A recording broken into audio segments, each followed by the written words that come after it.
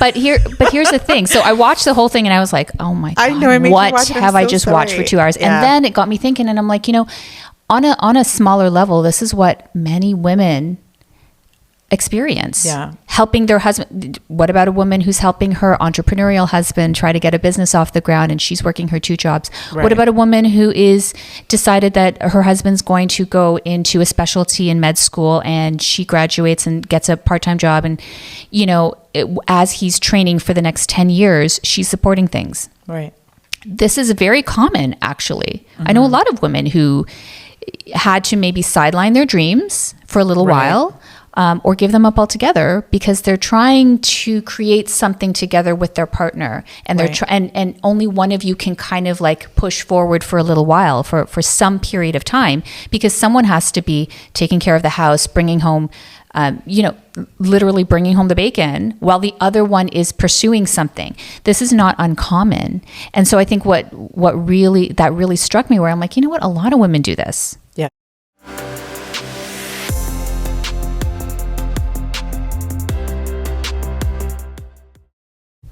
Welcome to the Womanhood Lectures. I'm Yasmin. And I'm Lyra. Today, guys, we are going to be talking about a movie. It's a few years old. It's called Acrimony. And I'm going to be grilling Lyra on why she made me watch this movie, why I had to spend 2 good hours of my life watching this movie. But it was really interesting because it brought up some interesting points for us to talk about men and women and relationships. Yes. And the crazy that sometimes those relationships bring out in us. Mm-hmm.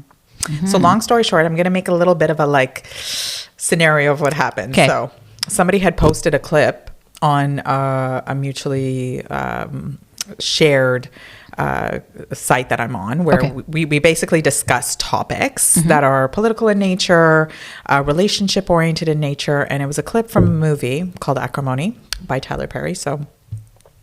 And the clip was specific to a woman who is, married for a period of time.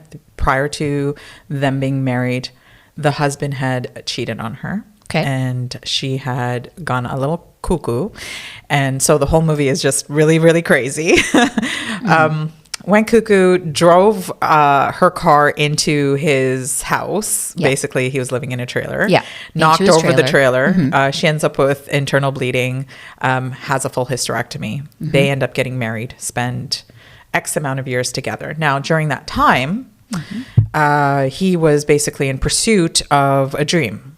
Now, he wasn't providing for the household. She had actually put up his mother's house that was mortgage free. It was handed down to her. Yeah, her mother's house. Her and all of her money that she had. Right, which she had gotten from her mother. So this was out of her estate. Right. Every last dollar that she has. Yes. They lived off of. Right. Yeah. So to help him pursue his dream. Absolutely. And so he was not working during this time. He was not working. He was just basically working on this dream. Again, huge potential. Right. If that potential were to come to fruition, I'm sure that they would be pretty much set. So, imagine you're sitting with your husband and he's like, we're going to, once I have this dream, I know you're enduring this right now, but once we have this dream, you're going to have that beautiful yacht and we're going to have a beautiful house and it's going to be this, condo, and we're going to overlook the city and it's going to be bright. And you're literally imagining this freedom from the situation you're in right now, which is you cannot have a child. You're married. You literally are working 2 jobs to cover your husband's, obviously his dreams. Right. And then, at the end of it, it just doesn't work out well at all for her. Gosh. Right? Oh my gosh. Yeah. So that clip, just to recap, that clip was posted on this page, and there was a lot of men who were responding to this. Okay. And as a woman, I was reading it and I was thinking, wow, most men responded in a way where they were like, she got $10 million. She got $10 million at the end of it. She should have just accepted that, and been done with it. Because his dream does. So here's the spoiler alert. His dream works out. Right. He ends up making $100 million or whatever because of this patent. Close to 200 or 300. Yeah, because of this invention that he created that finally 18 years later. Yes. at the pretty much at the end when she's just about done with him. Right. Comes through. But the drama of it all, we're really not about drama, okay? The drama of it all, which is, I think, why I made you watch it. And then when I watched it, I was like, oh, I forgot how dramatic this is. Oh, my gosh. I'm so sorry to put you through that. Yeah, so crazy. But the drama of it all is, you know, she divorces him. Mm-hmm. So she divorces him and he gets together with the initial girl that he cheated on. In the beginning, with 20 years before, he whatever. gets together, and he's proposed to her. Apparently, he's gonna have a baby with her. Like it's like if you can be triggered as a woman, of course, you know that really is that's just a the little ultimate trigger, to insanity, right? Yeah, and it's because he had spoken to that previous woman who was connected to the company he wanted to get into to get this dream going, to get this this amazing machine that he was putting together, a battery machine or whatever, and she helped him as a friend. They weren't cheating or anything, and so this drove his wife crazy, and she divorced him. She was like, you obviously must be cheating with this woman again. Like I have nothing more to say. Like she's done. But what would you do? I think a lot of women would be done at 18 years. 18 years, no money, literally went through your life, losing my mother's house. Yes. And that was the thing. Losing all the money. At the end, she had to claim bankruptcy, lose the house, gone, and he's still pursuing this dream, saying, I'm right on the edge of it. I'm right on the edge of it. Stick with me. I love you. Yeah. And then he achieves it. And then he achieves it after the fact. So the comments, and then it was just a clip. So you really have to watch the entire movie to get like the experience. The experience of the crazy. Please don't. So the clip was posted, and then all the gentlemen that were responding to it were like, "Oh, she should have just stuck around and put up with it a little bit longer. She should have He gave her money at the end. He bought her house back. He gave her all that stuff back. Right. He was not a mean guy. No. He really did try, and she still gave up 20 years of her life and cannot have children. Yes. And now what are you supposed to do? And then he went on, he married the other girl and basically gave her the whole life, the boat, the dream life, everything that he had promised to his wife, who had seen him through to the end. And then she went crazy, tried to murder him. Okay, and then so that's where it gets crazy. But here's the thing. So I watched the whole thing and I was like, oh my God, what have I just watched for 2 hours? Yeah. And then it got me thinking, and I'm like, on a smaller level, this is what many women experience. Yeah. Helping their husband. What about a woman who's helping her entrepreneurial husband try to get a business off the ground and she's working her 2 jobs? Right. What about a woman who is decided that her husband's going to go into a specialty in med school and she graduates and gets a part-time job, and as he's training for the next 10 years, she's supporting things. Right. This is very common, actually. Mm-hmm. I know a lot of women who had to maybe sideline their dreams for a little while, or give them up altogether because they're trying to create something together with their partner, and they're and only one of you can kind of like push forward for a little while, for some period of time, because someone has to be taking care of the house, bringing home, literally bringing home the bacon, while the other one is pursuing something. This is not uncommon. And so I think what really struck me, where I'm like, you know what, a lot of women do this. Yes. Or a lot of women, take time off out of their career to have kids, and we choose to do that. I'm not saying there's anything wrong with that. And then it's hard to get back on track. It's hard to get back into where you may have been if you had continued working, or if you didn't just like kind of keep your foot in the door. Right. I know. And then what do you do 10 years later, 15 years later? And then what if your husband decides to leave, or he finds something else at the end of all of that? Yeah. And even if he does right by you in terms of financially supporting you, you can't get back the time that you've put in. I know. And that's really what I mentioned to you, right? That's really what the story was. Underneath all of that, it's this whole idea of like, I contributed to something, gave you my time I can't get back. Mm-hmm. Right? Yes. Versus money. Fine. You gave me a lot of money at the end, but like I just spent 20 years of my life. Absolutely. Slaving, like really, really having a hard life. All that experience, I can't get back. Yeah. See, I would take the 10 million. Yeah. I'd sell my mother's house because, you know, at the end of the day, like once I lost it, I would just kind of move on, right? I'd take the 10 million, pay for therapy. Yeah. For sure. But she didn't think she needed therapy. She was just like, I know, right? You're an ass. Listen, this is a really bad example. Okay.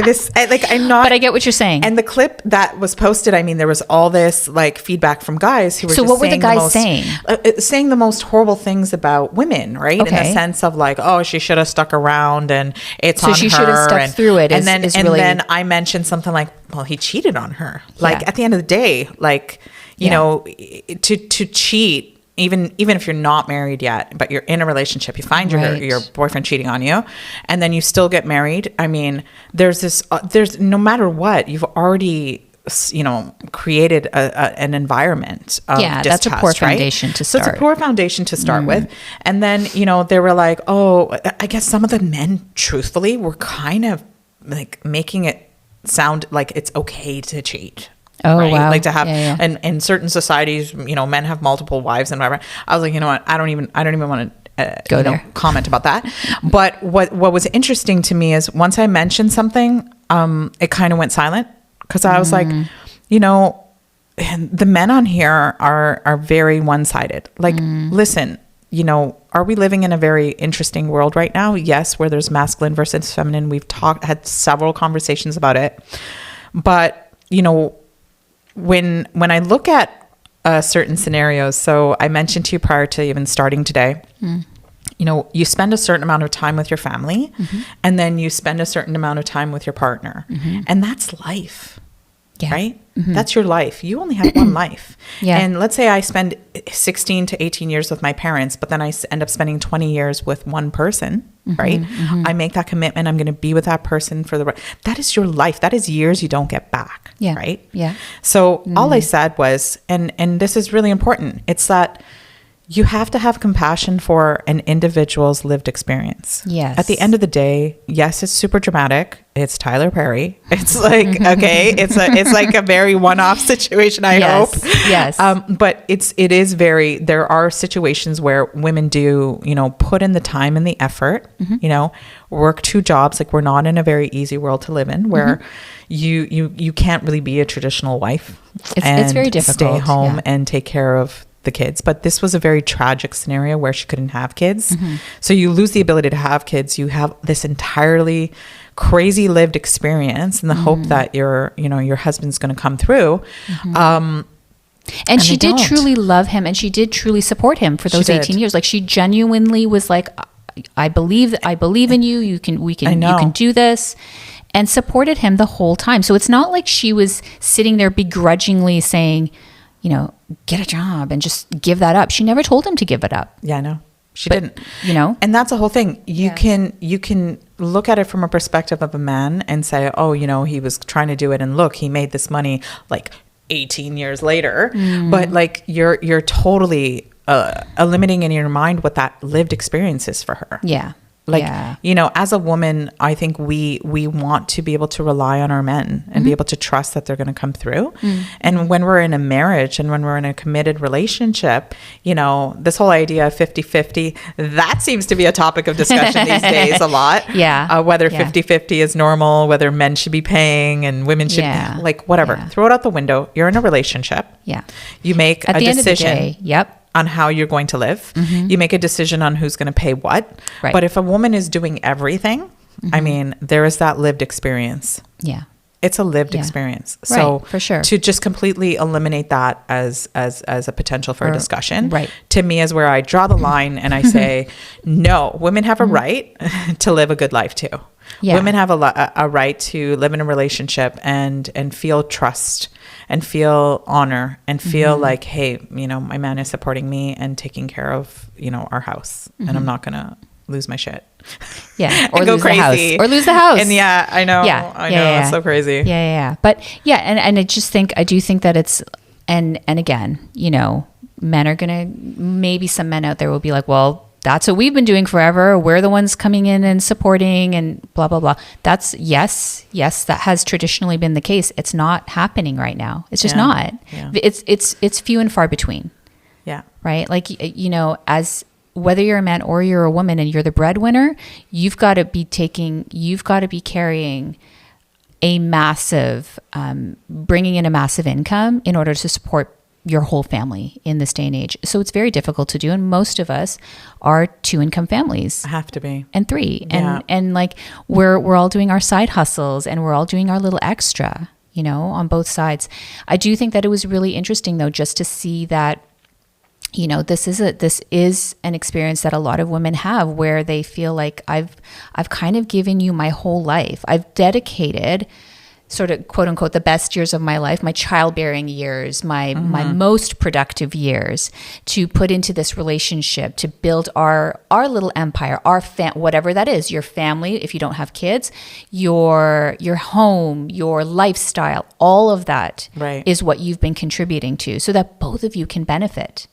Yeah. And that's really what it is. It's not no matter what you do, whatever I bring in ends up benefiting everybody in the house. It isn't just for me. It's never just for me. Yeah. And same thing with my husband. When he's bringing something in, all of us get to reap the benefit. Of course. But when one of you is not doing well, it affects everybody else too. Of course, 100%. It brings you down just as much as it can bring you up. Yeah. Right. So I just thought it was really interesting when I really got to thinking about looking at what is this movie really coming in like beyond the crazy, right? Especially at the end, I was just what is going on here? How did she get on the boat? I don't know. Did she take a boat? How did she sneak? How does she become a stalker overnight? I don't know. Right? I know. So like that was the crazy part of it where, you know, obviously she just kind of really lost it, started stalking them and was just harassing them. There was little drops of like, she's crazy during the movie. So I get it.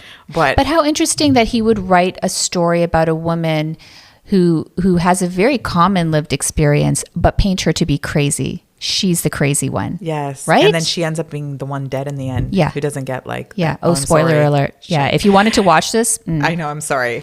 Yeah. You probably don't want to watch it. I don't know. But I think the whole point is like, you know, she didn't even really get to live her life and live her life. Yes. So I side with the woman on this one, even though the guy was nice and stuff. And like, honestly, I would take my 10 million. Yeah. And you'd be gone. And I'd be like, you'd be on my best life. You'd be like, and that really was my comment during it all. I was like, well, you know, whatever. Like, you know, I don't think, but yes, it's the lived experience. It's the loss of a life. Right. And a life of time. So, yeah. And, you know, on a note, to bring this up, I think that's what happens when you have really long marriages at the end of the day. Like, let's just say for any reason, you're married for 18, 20, 25 years, right? And then you separate and you go on your merry way and you try to date and you try to meet other people. Like, I know. Or build a life. Or build a life. Without that right? person. Yeah. Like, it's still 20, 25 years of your life gone. Yes. Like, but at the same time, I think there's something to be said. So here, as a woman, if this happens to you, if this is how your life pans out, what can you do now? What can you make? What can you learn from that long relationship about yourself? Right. Who are you as a person at the end of that? What can you do with that? How can you be better? How can you, kind of move forward from there? And reclaim yourself. Yeah. Yes. Yeah. We're going to be talking about some books that, coming up that I've been reading. Yeah. How do you reclaim yourself as a woman? Right.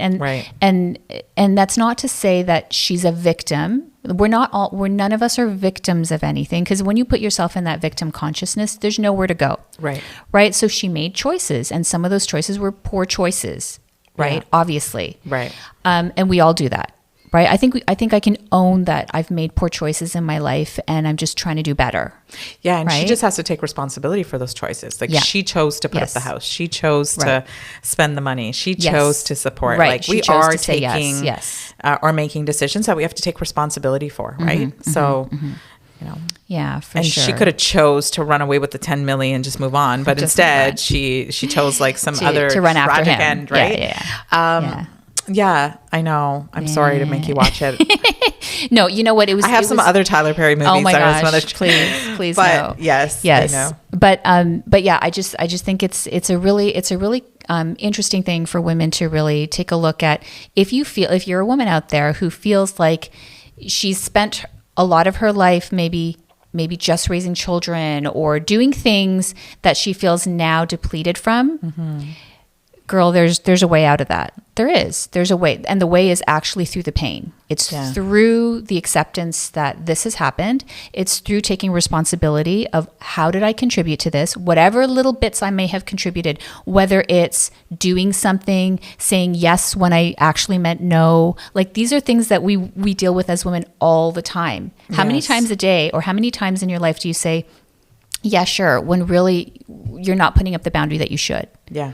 Right? I agree. And like how many times are you agreeing to something when really you don't have the capacity or the resource to actually commit to that? Yeah. Right? So it's really about empowering women to make those commitments, but make them within the parameters that are your choice. Make the choices and then own the choices. Right? Like don't act like if you say yes to something, say yes with open eyes and an open heart. And then don't come back later and be like, oh, but you made me do this. No one made you do anything. You said yes to something that you shouldn't have said yes to. You agreed to something. And I know there's a lot of women out there or even men that are going to say, but I had no choice. There is always a choice. And sometimes the choice is really hard and it's a choice that you don't like. Yeah. That doesn't mean that there isn't a choice. It means that you don't like the choices in front of you. Absolutely. Yeah. Right. There's so many times in my life where I'll look back and be like, you know what, but I chose to do that, or I chose to agree to that. And I don't like that now. And I can't look back and regret. I simply have to look back and be like, okay, I can't do that again to myself. Right. I can't keep accepting things that are not acceptable for me anymore. And we change over time. Right. Very like those boundaries change. So Very wise words. It is. No, it's very wise. Thank you. Okay. Well, thanks so much for joining us today, guys. We will be back next time with a different topic. Something that I'm sure you're going to love. I'm not going to make you watch another movie. No more movies. Okay. Bye, guys. See you next time.